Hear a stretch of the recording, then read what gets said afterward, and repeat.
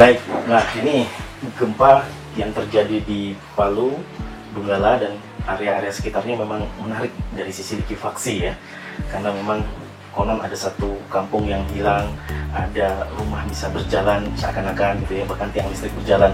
Nah sebenarnya likuifaksi itu sendiri secara sederhana sebenarnya dapat dijelaskan sebagai berikut. Kurang lebih material yang tadinya kita kenal sebagai benda padat, dalam hal ini umumnya terdiri dari endapan sedimen yang berukuran pasir atau kita sebut sebagai tanah sedimen. Nah itu berubah sifatnya mirip dengan air atau liquid. Nah kenapa bisa seperti itu? Karena tanah sedimen yang umumnya belum terkonsolidasi dengan kuat dan umumnya masih lepas dan berada di bawah muka air tanah setempat, artinya jadi sedimen itu jenuh gitu ya, terkena hentakan tiba-tiba oleh akibat gempa bumi. Nah, air yang berada di antara sedimen tadi itu kita sebut sebagai tekanan air pori berubah seketika, dan seringkali kekuatan tanah itu terlampaui oleh kenaikan tekanan air pori itu, sehingga bisa dibayangkan material yang tadinya padat berubah sifatnya mirip dengan material yang cair.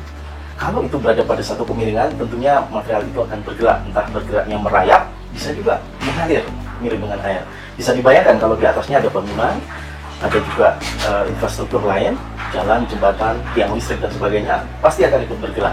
Bahkan suatu saat kalau memang berat dari infrastruktur yang ada di atasnya itu melebihi dari berat jenis air atau fluida seakan-akan, ya, itu bisa tenggelam. Nah itu yang dikatakan rumah banyak yang hilang dan sebagainya yang terjadi di Palu dan Donggala maupun wilayah sekitarnya. Ya, itu yang terjadi di Petobo kalau nggak salah ya, meliputi wilayah yang luas.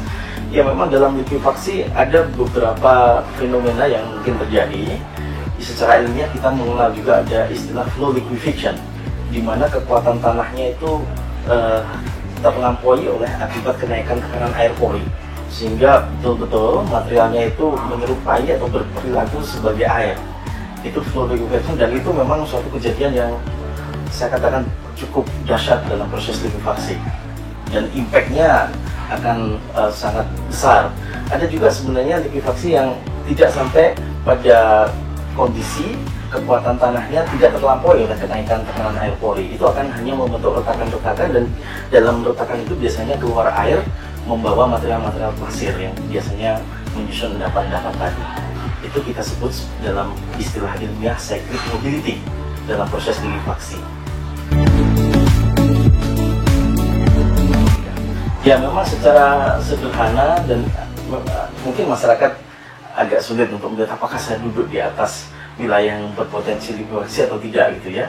Tadi sudah saya sebut, biasanya likuifaksi terjadi pada material-material atau endapan atau tanah ya, sedimen yang umumnya tersusun dari butiran yang berukuran pasir, dan di situ jenuh air, artinya muka air tanah relatif dangkal, dan yang pasti wilayah tersebut harus memang berpotensi gempa bumi.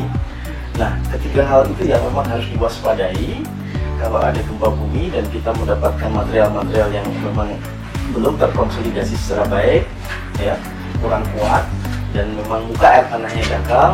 Nah, disitulah potensi paling tinggi yang terjadi likuifaksi. Ya, memang sebenarnya ada proses untuk mencegah likuifaksi itu terjadi. Ya, kalau bangunan-bangunan biasa tempat tinggal, saya pikir ya lumayan mahal itu dilakukan, karena misalnya kita memperkuat material sedimen tadi, ya, seakan-akan bisa menjadi lebih baik lagi konsolidasinya dengan cara buatan, dengan cara mencampur material itu dengan semen, kita sebut sebagai soil mixing misalnya, atau menginjeksikan semen ke dalam tanah, kita sebut sebagai grouting, atau kita harus membuat fondasi yang cukup kuat sampai kedalaman katakanlah lebih dari 50 bahkan 100, karena biasanya likuifaksi itu terjadi di permukaan kurang dari 20 meter saja, ya, karena tekanan tanah dari atas hingga permukaan 20 meter itulah yang biasa dan bisa naik seketika oleh proses likuifaksi. Ada sih memang kedalaman likuifaksi yang lebih dari itu, tapi umumnya kisaran 20 meter, sehingga fondasi yang jauh lebih dalam terus dilakukan perbaikan tanah pada kedalaman sampai 20 atau kadang-kadang lebih gitu ya. Itu semua untuk mencegah likuifaksi itu terjadi.